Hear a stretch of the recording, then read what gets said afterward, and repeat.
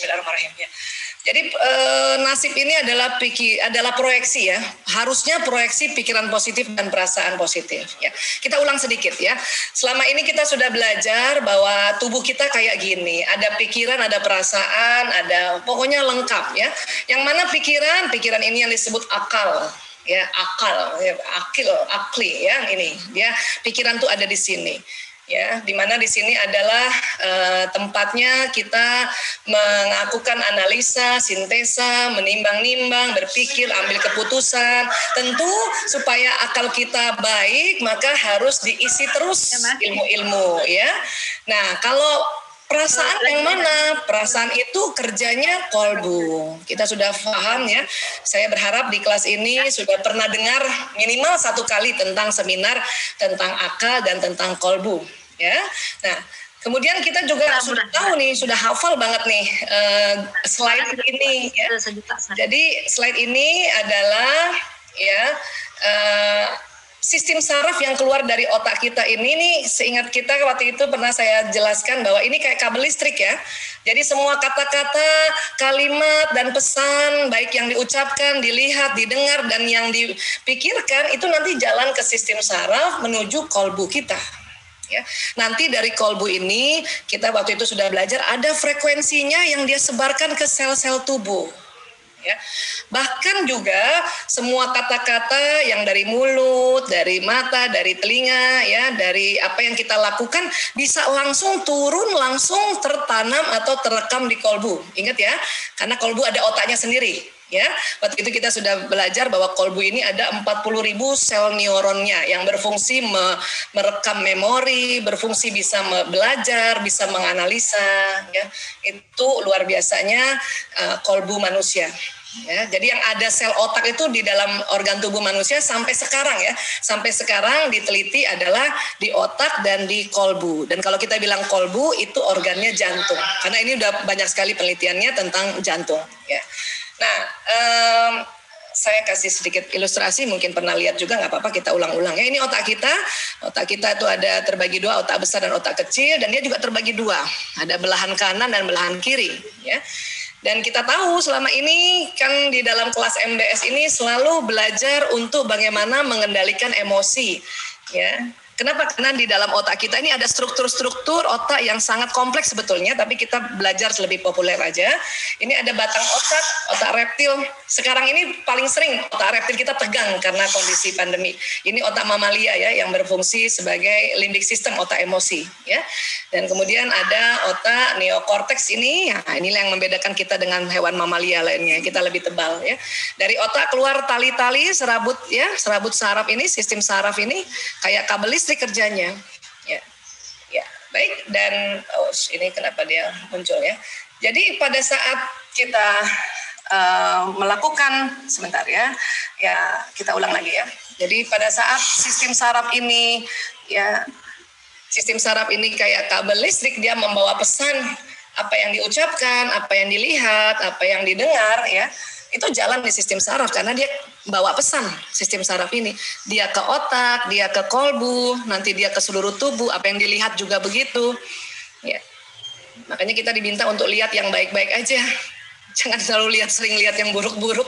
Ya, baca berita yang buruk-buruk itu bahaya, itu bikin virus ya. Dan apa yang diucapkan? Ya, hati-hati, makanya hati-hati dalam berucap karena apa yang diucapkan pun jalan. Ya.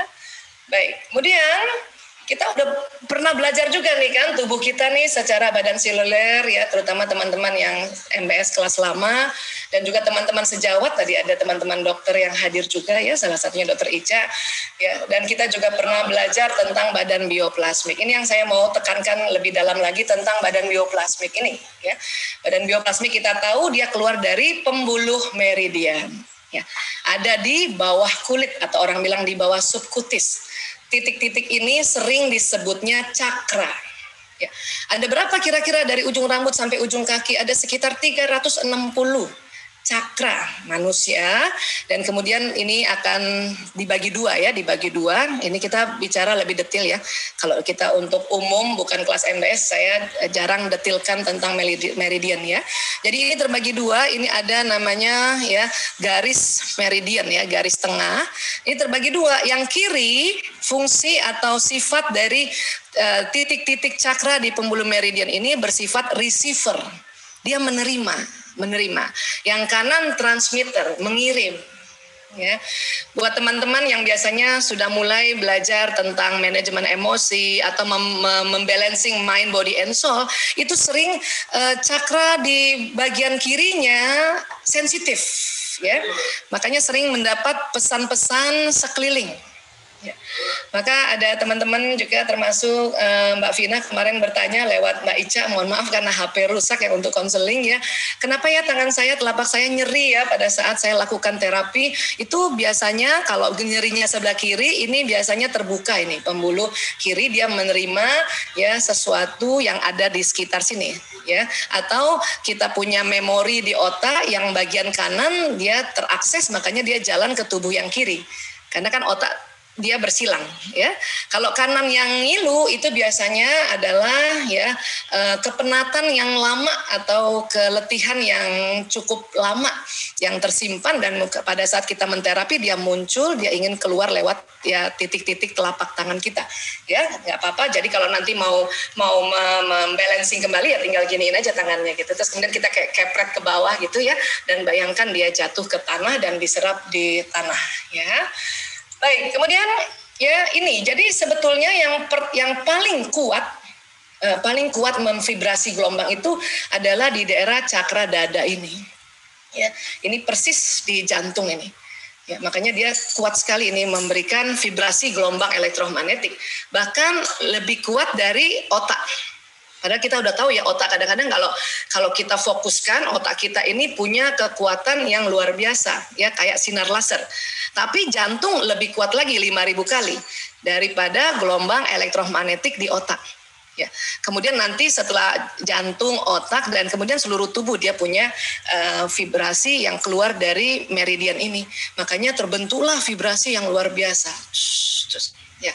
Kita pernah belajar pada saat itu ada namanya law of attraction, ya, gaya hukum tarik menarik. Sesuatu akan ditarik sesuai apa yang kita pikirkan, apa kita rasakan. Jadi kalau kita sedih berkepanjangan, maka sedihnya akan keluar dan dia akan narik, akhirnya membuat kita sedih. Kalau kita syukur, selalu bersyukur, selalu di acceptance, itu akan keluar dan ditarik sesuatu yang kita syukuri. Makanya dikatakan ya, Allah berfirman kalau buat kita yang selalu bersyukur maka akan ditambahkan nikmat karena dia narik. Ya. Nah, jadi sinyal ini juga selain dia akan menarik, ini sinyal ini membroadcast doa, niat, dan prasangka.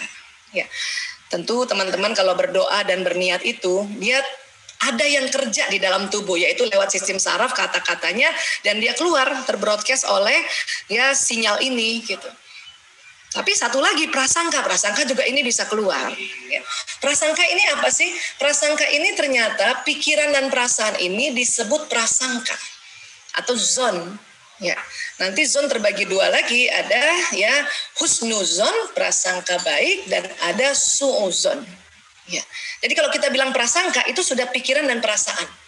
Ada dua. Banyak orang masih menganggap prasangka itu pikiran, tetapi karena pikiran otak ini dia punya poros khusus ke kolbu, ke jantung, maka pikiran dan perasaan ini harus dijadikan satu. Ini namanya prasangka. Jadi kalau udah ngomong prasangka atau zon itu udah pikiran dan perasaan yang bermain.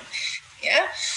Dan sekarang ya kita di dalam surat ke-49 Al-Hujurat ayat 12 ya. Ya ayyuhallazina amanu ya ayyuhallazina amanu istanibu katsiran minaz-zanni inna ba'daz-zanni itsmun. Hai orang-orang beriman, jauhilah kebanyakan prasangka karena sebagian prasangka itu dosa. Sebagian, dan ini ada lanjutannya ya. Kita highlight sampai di sini saja ya. Jadi sebagian prasangka itu dosa. Tentunya ini yang suuzon ya. Dan kalau di hadis qudsi ya, ini hadis qudsi ini adalah firman Allah tetapi yang bentuknya disampaikan ke Nabi, ke Rasulullah, dan Rasulullah sampaikan lagi kepada kita umatnya ya. Nabi SAW bersabda, Allah Ta'ala berfirman, aku sesuai prasangka hambaku ya. Ana inda zonni abdi bi ya. Ini biasanya kita seringnya bahasnya cuma sampai sini ya. Aku sesuai prasangka hambaku. Padahal ini panjang sebetulnya ya. Apa kelanjutannya?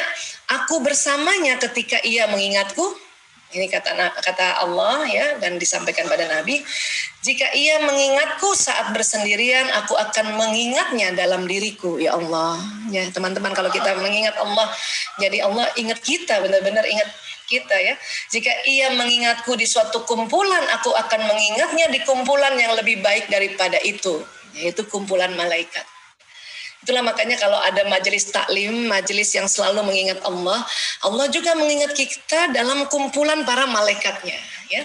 Jadi kita nih akan diberitakan oleh Allah ya pada para malaikat, siapa yang rajin taklim, ibu A, ibu B, ibu C ya, Masya Allah ya. Tapi aku sesuai prasangka hambaku, maka pada saat kita berprasangka baik pada Allah, maka betul-betul prasangka baik itu terjadi pada kita. Kebalikannya juga ya.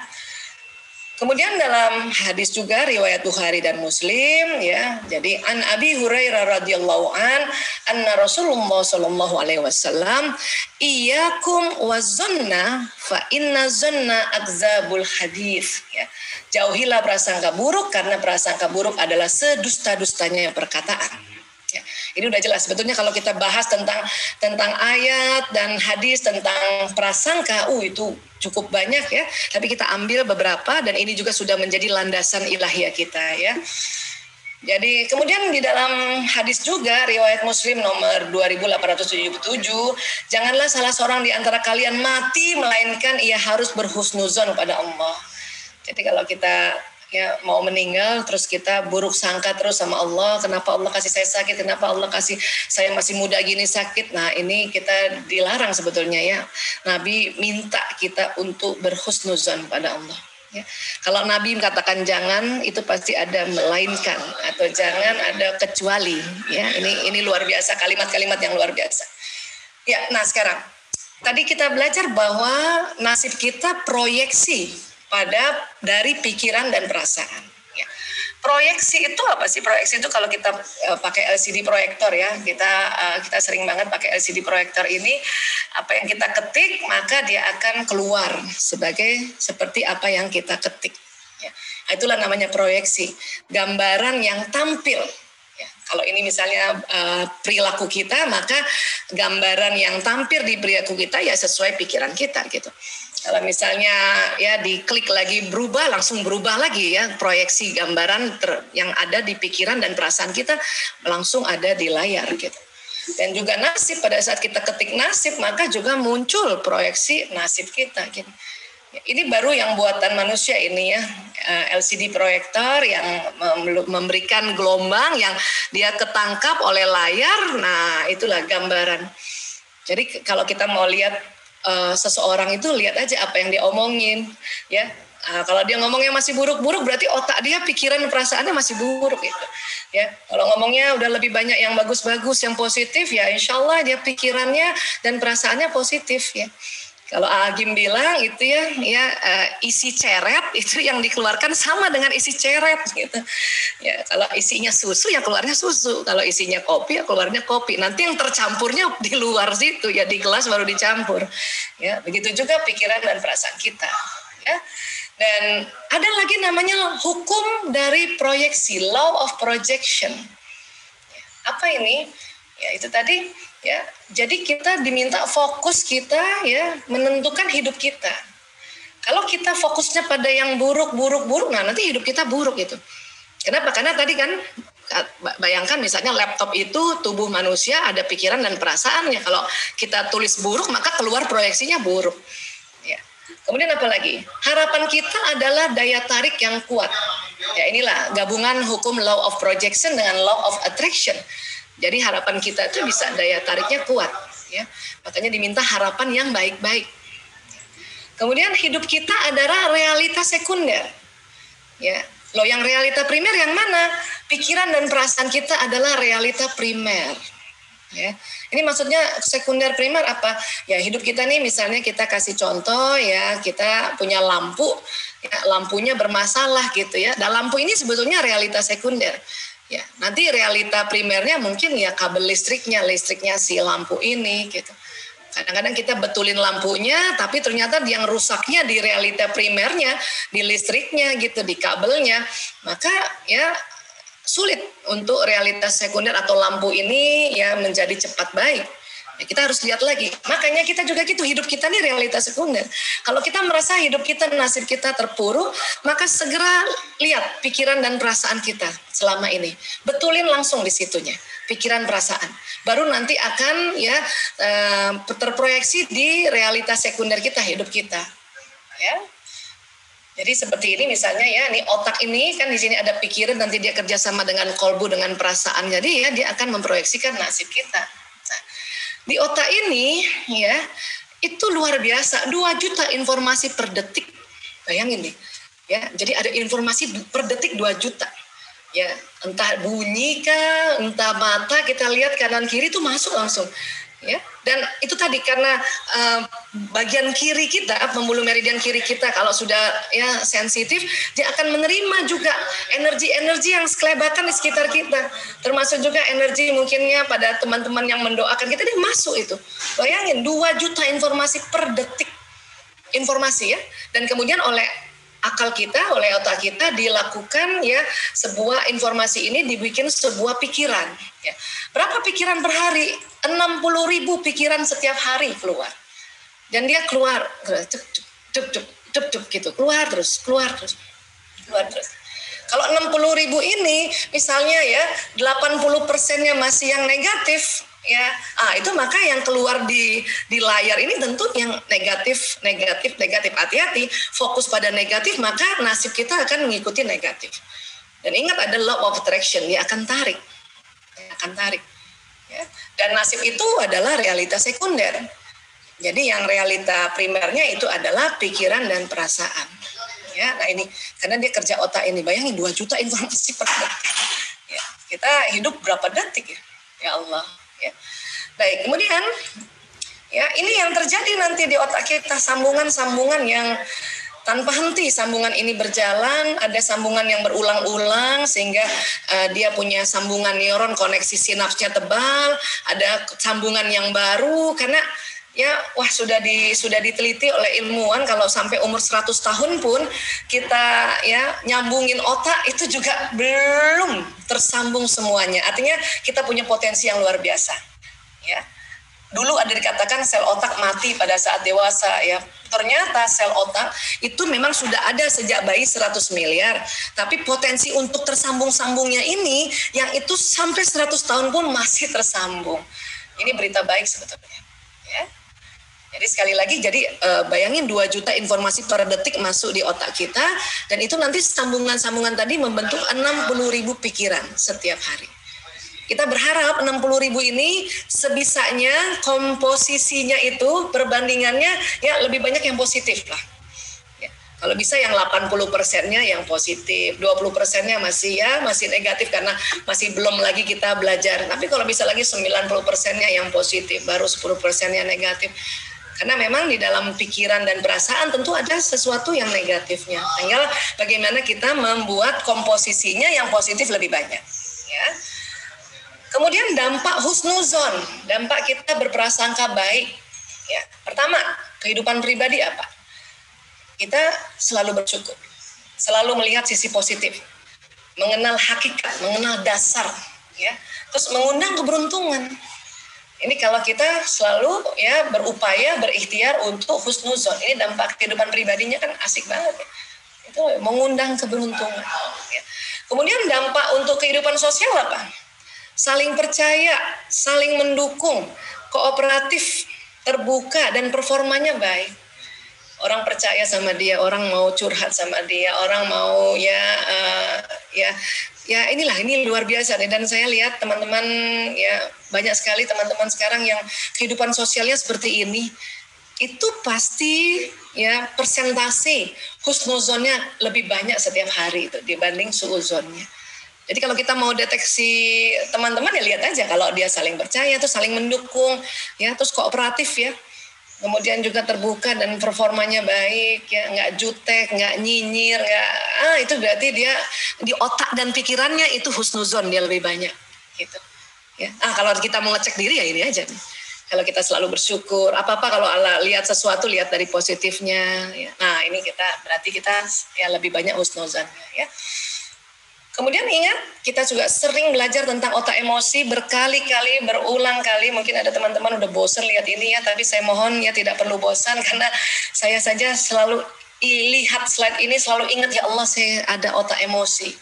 Dan ini juga bukan hanya pada manusia, pada hewan mamalia juga kan gitu ya. Nah ini kenapa? Karena harus ingat nih bahwa kita ada otak emosi yang Allah berikan. Ya ini yang bikin hidup kita nih dinamis. Ya, ada level emosi seperti ini. Ya, saya berharap kelas MBS dan teman-teman yang training 10 hari yang lalu sudah hafal ini. Karena waktu itu saya memang mewajibkan hafal tentang ini. Sebetulnya level emosi banyak lagi ya, tapi kita pakai yang ini saja. Ini sudah kombinasi antara punya RB Sentano, David Hawkins dan ya analisa. Dr. Aisyah Dahlan sendiri ya. Jadi ini sudah ya diharapkan sudah hafal ya. Inilah yang bikin emosi kita naik turun dan hidup kita dinamis. Memang kadang kita di bawah tapi diminta cepat-cepat naik ke atas. Sudah di atas turun lagi cepat-cepat naik ke atas. Teknik naik ke atas ya itu kita selalu ya kita tahu ya ada banyak manajemen emosi. Masih ingat ada yang supresif. Kalau supresif ini memang untung buat orang lain tapi rugi buat diri sendiri karena apa? Dia menekan, dia neken. Ya. Ada lagi juga ekspresif. Ekspresif ini untung buat diri sendiri tapi rugi buat orang lain. Nih kalau yang emosi yang kemudian langsung dimuntahkan ke orang yang dia kesel itu ya memang dirinya jadi cepat lapang tapi buat orang lain ngeselin ya. Dan kita sudah banyak belajar bahwa ada teknik yang sebetulnya yang lebih cantik dan sangat cantik dan dia sangat beruntung buat orang lain dan buat diri sendiri yaitu release. Ya release ya. Berbagai macam teknik rilis dicari diperkenalkan oleh para ilmuwan ya, tetapi kembali ya saya pribadi kembali pakai teknik yang sudah diajarkan di Ad-Dinul Islam ya. Jadi kita khusus pada releasing ini kan nanti macam-macam ya. Ada allowing ya, teman-teman mungkin sudah hafal dengan istilah allowing. Allowing ini lebih kepada tarik nafas panjang, banyak istighfar, itu allowing. Kita mengizinkan ya kesel sama seseorang itu pergi, allowing. Astagfirullahaladzim, itu allowing ya. Ada lagi direct question, ini yang sering kita ya bertanya langsung. Masih ingat teman-teman? Bisakah saya melepaskan perasaan ini? Bisa. Maukah saya melepaskan perasaan ini? Mau. Kapan? Sekarang. Nah, ini direct question. Biasanya buat emosi-emosi yang agak kuat gitu ya, di allowing masih ada sisa, ini pakai ini ya. Tapi allowing ini sangat bermakna loh, karena banyak orang-orang bilang saya udah istighfar berkali-kali kok masih kok nggak mempan. Enggak, itu keliru. Sebetulnya sudah mempan, hanya memang tambah lagi, lebih dalam lagi ya, lebih dalam lagi. Kemudian ada lagi teknik diving in. Diving in ini yang menyelami emosi peristiwa ini. Nah ini kalau diving ini harus ada waktu khusus ya, muhasabah khusus sendiri ya. Dan kalau belum plong nggak boleh pindah dari tempat itu. Makanya kalau saya sering kalau peristiwanya agak berat pakai diving in kombinasi dari question dan allowing. Ya, ini teknik releasing ya. Nah kemudian tentu bernafas dalam tadi ini termasuk yang allowing, tarik nafas panjang, kemudian ini istighfar yang dimasuk di allowing, dan kita sudah tahu istighfar banyak sekali keutamaannya, fadilahnya banyak ya. Saya senang banget kasih lihat hadis yang ini nih, riwayat Abu Daud, Ibnu Majah, Hakim Baihaqi. Kenapa ini luar biasa, satu hadis saja 3 keutamaannya. Apa itu? Kalau kita rutin baca istighfar, Allah akan memberikan solusi atas setiap kesulitan, penyelesaian bagi setiap permasalahan, dan Dia akan memberi rezeki dari jalan tak terduga. Ya. Ada ibu-ibu nggak tahu dari mana saya lupa ya, dia WA saya, betul Bu Aisyah masa istighfar bisa datangin rezeki? Ya betul Bu. Ya, kok Bu Aisyah yakin? Yakin yang ngomong Rasulullah, yang bersabda Rasulullah. Ya, Rasulullah, kita beriman kepada Rasulullah, ini kan satu bentuk keimanan. Saya yakin. Nah, karena yakin dan memang sudah diteliti istighfar ini luar biasa, maka betul-betul akan menarik rezeki dari jalan tak terduga. Ya. Gampang ya sebetulnya ya, alhamdulillah ya. Untung kita biasa istighfar ya. Nah, sekarang menghilangkan suudzon bagaimana? Gimana menghilangkan suudzon? Dan ingat kalau kita udah bilang suudzon itu berarti prasangka buruk, berarti pikiran dan perasaan yang negatif atau buruk ya. Satu, paksa diri untuk selalu berbaik sangka. Paksa, memang harus dipaksa. Ya, paksa. Gimana caranya Bu Aisyah? Ya, pakai allowing. Pakai allowing. Ya. Ada berita buruk kah, langsung tarik nafas, astagfirullahaladzim. Ya, atau allowing yang lebih dalam dengan kita istirja, innalillahi wa inna rajiun gitu ya. Dan selalu berpikir itu bagus. Itu bagus. Ya. Ada berita koruptor ditangkap ya, kita langsung ya innalillahi wa inna rajiun, astagfirullahaladzim. Itu bagus. Loh kenapa bagus kok koruptor bagus ditangkap? Ya bagus dong, berarti dia Allah memberi kesempatan untuk bertobat. Itu bagus lah. Daripada kita maki dia ya, mampus. Hati-hati, kita ada law of projection. Kapan kita bilang mampus, dia keluar dari otak kita, masuk ke layar dan itu jadi doa. Ya, na'udzubillah min zalik. Tapi kalau terlanjur juga diomongin sesuatu yang negatif, langsung istighfar dan na'udzubillahi min zalik. Ya. Kadang-kadang kita nggak rasa ya, karena muncul sumpah serapah kita. Astagfirullahaladzim, na'udzubillah min zalik. Ya. Pokoknya apapun itu bagus. Itu bagus. Ya. Apalagi? Ya, tinggalkan asupan persepsi negatif. Apa itu? Ya jelas ya. Gosip gibah ini ditinggalkan. Kalau ada teman kayak gitu, kalau masih bisa kita bilang, gibah. Nah, itu lebih bagus. Tapi kalau nggak berani juga ngomong kayak gitu, udah tinggalin aja. Pergi ambil minum kah atau ya menyingkir ya. Kemudian apa ya, berita buruk atau fitnah itu ya, namanya berita itu satu kali aja bacanya ya, fitnah juga satu kali aja lihatnya, taunya, selebihnya langsung allowing ya, allowing ya. Apalagi nih tinggalin aja orang yang suka suudzon ini ya. Tapi kalau itu keluarga kita ya, kita boleh menegurnya, tetapi kita naikkan dulu level emosi sampai bisa level emosi yang positif, baru kita kasih masukan. Karena kalau orang dekat ya, terus kita tegur dengan kita marah, dia bukannya tersentuh malah tersinggung. Ini ada dua ya, menghilangkan suudzon. Paksa diri untuk selalu berbaik sangka dan tinggalkan asupan persepsi negatif. Ya, kita kalau baca berita ya cukup satu kali aja, apalagi beritanya berita buruk satu kali aja untuk sebagai pengetahuan saja ya. Kalau diulang-ulang, itu masuk ya, kita menjadi suudzon juga nantinya. Oke, gibah ini di surat Al-Hujurat ayat 12 ya. Bismillahirrahmanirrahim. Dan janganlah menggunjingkan satu sama lain. Adakah seseorang di antara kamu yang suka memakan daging saudaranya yang sudah mati? Ini gibah nih kayak gini ya. Ya Allah. Nauzubillah min dzalik.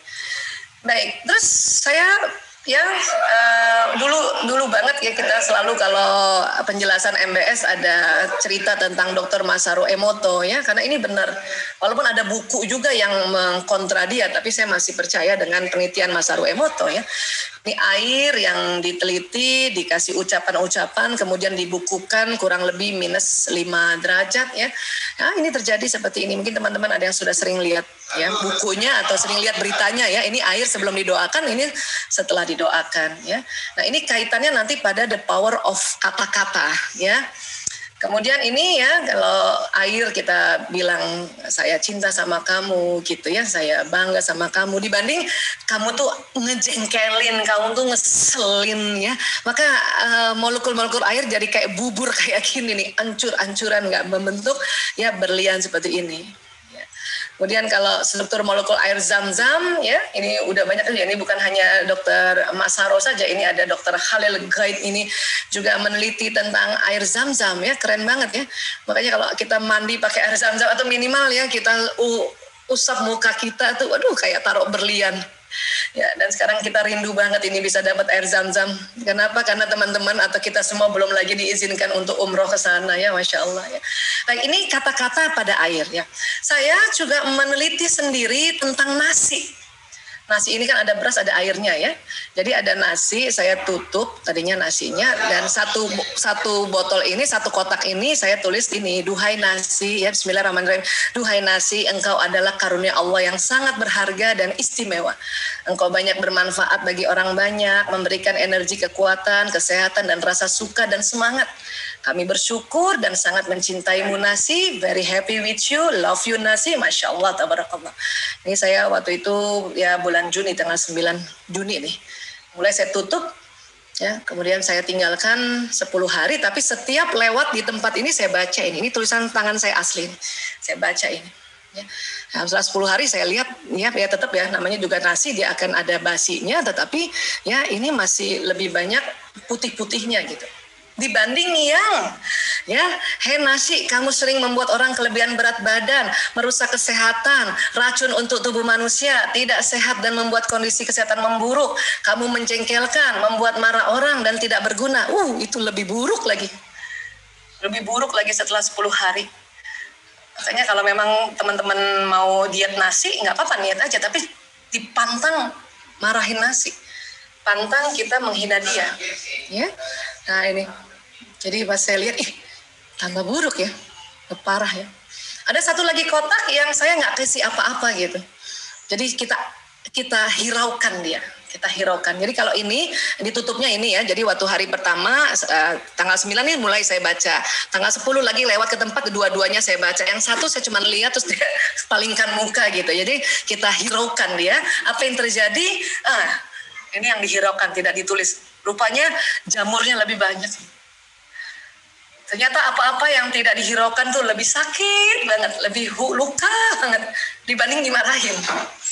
Ya, ini dia nih.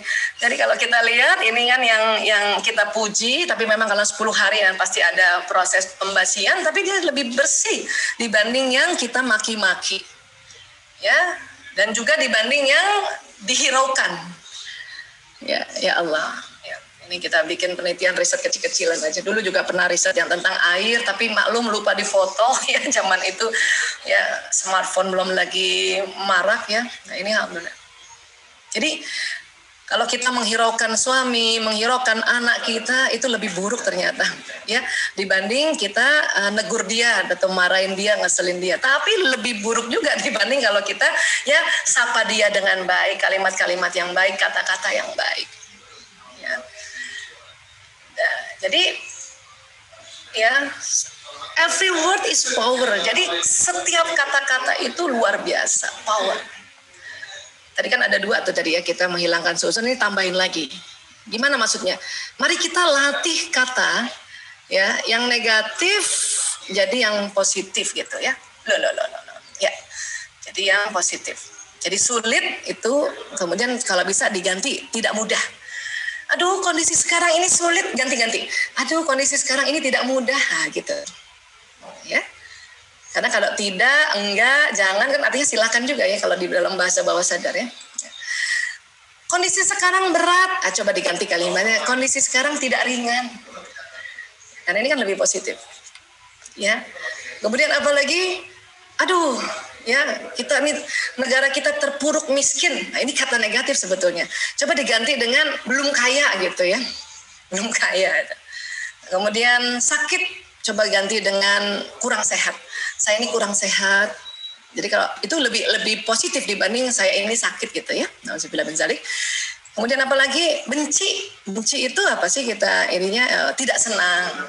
Ini kan masih positif semua nih, walaupun masih ada tidaknya, ada belumnya, ada kurangnya. Tapi itu jauh membuat ya suzon ini akan berkurang ya. Kemudian apalagi lupa apa coba lupa teman-teman? Ya. Iya, tidak ingat. Aduh, aku tidak ingat. Berarti silakan ingat itu artinya. Daripada kalau misalnya kita mencari sesuatu terus kita bilang aduh lupa, tambah lupa nanti. Ya, aduh, ya ingat. Kalau saya malah nggak mau lagi bilang tidak ingat. Aduh ya Allah, ingat. Nah, itu akan lebih cepat ter-recall memorinya dibanding aduh lupa kayak gitu. Ya. Kemudian apa lagi? Gagal kira-kira apa nih kalau dibikinin positif? Ya. Belum berhasil. Kan lebih asik tuh. Aduh saya belum berhasil nih gitu ya. Daripada aduh saya gagal nih. Nauzubillah min dzalik ya. Apalagi ya, terus masalah bagusnya apa kata positifnya masalah? Masalah ya kalau bisa dia digantinya jadi berkah gitu. Aduh ini bawa masalah, aduh ini bawa berkah gitu. Ya. Atau teman-teman barangkali punya utang. Kira-kira utang, kalau aduh saya punya utang, coba kalau ganti kata-kata utang. Utang tuh nggak enak banget ya. Utang tuh negatif banget. Coba kalau kata-kata utang tuh digantinya apa coba? Hah? Beberapa ahli dan sudah terbukti juga dan saya juga membuktikannya. Coba kalau ada utang, kata utang itu diganti amanah. Ya. aduh saya punya utang 2 miliar gitu misalnya, ya Allah saya punya amanah 2M, itu jauh lebih baik gitu. Dan nanti malah kalau itu jadi amanah, malah bisa ya menarik rezeki itu untuk ya membayar utang tersebut itu. Jadi coba kata-kata yang negatif ini kita masukkan ke kata-kata yang positif, walaupun masih ada tidaknya, belumnya, kurangnya gitu ya. Nah ini. Kemudian apa lagi? Kata yang berenergi rendah naikkan jadi kata yang berenergi tinggi. Maksudnya apa Bu Aisyah? Ini misalnya kalau kita selalu tanya orang, gimana hari ini? Lumayan. Itu energinya rendah itu. Walaupun bagus. Ya lumayan. Udah pakai gitu, udah korek. Ya pakai gitu lagi. Ya lumayan. Itu rendah banget itu. Coba diganti dengan bagus. Bagus tuh energinya tinggi. Ya. Atau dinaikkan lagi energinya. Hebat. Ya. Itu lebih tinggi lagi energinya tuh. Ya, itu nanti pikiran dan perasaan kita tuh jadi benar-benar ya positif, ya benar-benar husnuzon, ya proyeksinya juga bagus gitu. Apalagi lebih tingginya dia lagi luar biasa, luar biasa, alhamdulillah luar biasa gitu ya. Atau ada lagi paling tingginya apa? Dahsyat. Ini energinya tinggi. Namun kita ya di dalam Islam sudah diajarkan kata-kata pada saat kita ya terasa sesuatu yang luar biasa atau dahsyat, itulah kita lafazkan alhamdulillah, masya Allah. Itu lebih tinggi lagi, sangat tinggi, paling tinggi. Ya. Itulah makanya kalau misalnya kita ditanya seseorang, kita alhamdulillah, atau kita dipuji juga alhamdulillah, masya Allah. Kita tambahin lagi, kita doakan lagi ya, tabarakallah, ya barakah Allah kepadamu gitu. Itu energinya tinggi dibanding lumayan itu ya energinya rendah banget. Ini teknik untuk kita masuk ke husnuzon. Jadi suuzon itu bisa kita counter dengan kata-kata yang seperti ini sehingga masuk ke husnuzon. Ya. Baik, kata adalah doa. Karena tadi kita sudah lihat ya, sinyal ini membawa doa, membawa niat, dan membawa prasangka. Prasangka terdiri dari kata-kata kan. Dia juga terproyeksi, dia juga keluar gitu kata-kata itu, keluar dari tubuh kita. Memproyeksi di ya alam semesta. Ya, dan itu akan bisa naik energi itu ke law mahfuz dan akan menarik masuk lagi dari law of projection naik law of attraction. Jadi jadikan kata-kata positif menjadi doa positif. Ya, mungkin teman-teman sudah terbiasa ini ya. Hanya saya mau kasih contoh ya. Ada contoh gini nih, contoh doa negatif nih. Walaupun ini bentuknya kata-kata nih. Hari ini suami gue parah banget, ngomongnya ketus, mukanya ditekuk, bikin gue bete sepanjang hari. Ya. Udah gitu anak-anak rewel lagi, belajar online-nya males. Ini kan omongan kita ya, yang di pandemi ibu-ibu nih. Ya. Duit di dompet udah tipis, apa-apa harus dibayar, ya, gitu. Terus pengennya sih gue kabur dari rumah, tapi mau gimana lagi, pandemi banyak masalah. Nah ini kalau kita ngomong kayak gini, hati-hati nih, ini terproyeksi loh, terproyeksi keluar, dan nanti ada ya ini law of projection, dan kemudian ada law of attraction, ditarik dan akan begini terus. Ya. Tapi gimana Bu Aisyah, kan emang kayak gini, sebel banget gitu ya. Oke, sekarang boleh nggak diganti lebih bagus lagi kayak gini ya, coba ya. Coba ubah begini nih. Ya. Hari ini suami bikin nggak nyaman gue, ngomongnya nggak lembut, mukanya nggak senyum. Walaupun masih ada enggaknya, tapi kata berikutnya sudah positif, ya nggak? Nyaman, lembut, senyum. Ya kan? Nah, terus bikin gue nggak asik sepanjang hari. Ya, kalau tadi kan bikin gue bete sepanjang hari, ini bikin gue nggak asik sepanjang hari. Memang masih ada enggaknya, tapi ini udah ada positif nih, asik. Ya, asik, ya, positif kan. Terus anak-anak juga gitu, mereka lagi nggak mood belajar online, ya. Kalau tadi kan rewel, ini nggak mood, kan lebih enak dengarnya ya, nggak mood belajar online, walaupun masih ada enggaknya ya. Terus apa lagi? Duit di dompet belum banyak. Ya, kalau ini kan tadi ya semakin tipis ya, makin tipis, ini belum banyak. Kan banyak bagus nggak banyak, walaupun ada kata belumnya juga ya. Terus apa-apa harus dibayar. Ya. Terus apa, pengennya sih nggak diem di rumah gitu kan, tadi kabur kan. Kabur tuh kayaknya apa sih, kabur tuh kayaknya negatif banget. Ya udah nggak diem ya. Terus apa kita bilang, tapi mau gimana lagi, pandemi nggak bawa berkah. Nah, Kan tadi kan pandemi masalah gitu ya, pandemi bikin masalah. Nah tadi pandemi nggak bawa berkah, kan kalimatnya bagus ya, berkah kan. Cuma walaupun masih ada enggaknya, ini jauh lebih baik dibanding tadi. Walaupun masih ada enggaknya. Tapi akan lebih dahsyat lagi, akan lebih keren lagi ya Allah. Kalau kita doanya begini nih, hari ini suami gue dahsyat dan keren, ya wajahnya khas laki-laki banget. Kan itu khas laki-laki kan, muka ditekuk, nggak senyum, itu khas laki-laki. Nggak usah itu kita bilang dia ketus dan sebagainya, kita langsung, apalagi yang udah belajar tentang otak laki-laki, ya Allah dia khas laki-laki banget. Misalnya gitu ya. Terus apa lagi? Anak-anak juga sedang rileks menghadapi belajar online. Kan ini keren. Kan nggak apa-apa anak-anak sedang rileks. Atau anak-anak ya, tadi kan kita bilang kurang mood atau lagi nggak mood. Kita bilang aja rileks. Orang nggak bisa setiap hari anak-anak on terus kayak kita gitu. Kalau lagi online kayak gini, aduh capek itu anak-anak. Ya. Terus hari ini bikin gue seharian dapat suplai energi dari Allah. Oh ini kan kalimatnya. Padahal tadi itu dari hari ini gue bete banget. Tapi kita bisa bikin hari ini gue seharian dapat suplai energi dari Allah. Walaupun mungkin capek ya, tapi itu tadi hari ini gue ya, dari ini bikin gue seharian dapat suplai energi dari Allah. Uang di dompet sedang tunggu temen-temennya. Ya. Yang dompet misalnya ada 5.000, dia lagi tunggu temen-temennya. Ya kan? Kalau tadi kan yang paling buruknya tadi, waduh, uang makin tipis. Maka akan tipis terus itu. Tapi kalau uang di dompet sedang tunggu teman-teman, ya berarti nanti teman-temannya datang, orang lagi nunggu, ya kan? Ya, insya Allah semua urusan bisa dimudahkan Allah dan bisa dibayar. Ini harus kita ngomong kayak gini, ya. Dan gue seneng di rumah, jadi banyak kesempatan berdoa pada Allah agar pandemi bawa berkah. Ya. Nah, sebisanya kalau kita ngeluhnya kayak gini. Kenapa? Karena ini akan terproyeksi ke alam semesta dan betul-betul jadi doa. Ini gimana Bu? Ya sudah latih aja. Jadi setiap mau ngomong yang jelek ingat ini bagusnya apa, positifnya ya. Ini keseharian ya. Ada juga misalnya yang kerja nih. Kayak gini contoh negatif. Hari ini di kantor parah banget, banyak orang nyebelin yang bikin gue bete sepanjang hari. Udah gitu bos pakai marah-marah lagi. Padahal dia sendiri yang salah. Jalanan juga macet ampun-ampunan, akhirnya kerjaan gue berantakan. Pengennya sih gue kabur dari perusahaan bobrok begini, tapi mau gimana lagi gue kejebak di sini. Ya, ini kalau kita yang kerja nih sering begini kan. Hati-hati nih. Ini diomongin langsung terproyeksi dan narik itu. Apalagi buat teman-teman yang sudah mulai peka.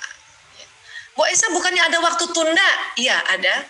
Tapi kita sering lupa loh. Kita lupa istighfar. Udah ngomong kayak gini kita lupa istighfar. Maka dia nyala itu. Nyala. Nah makanya daripada lupa mending setting yang bagus.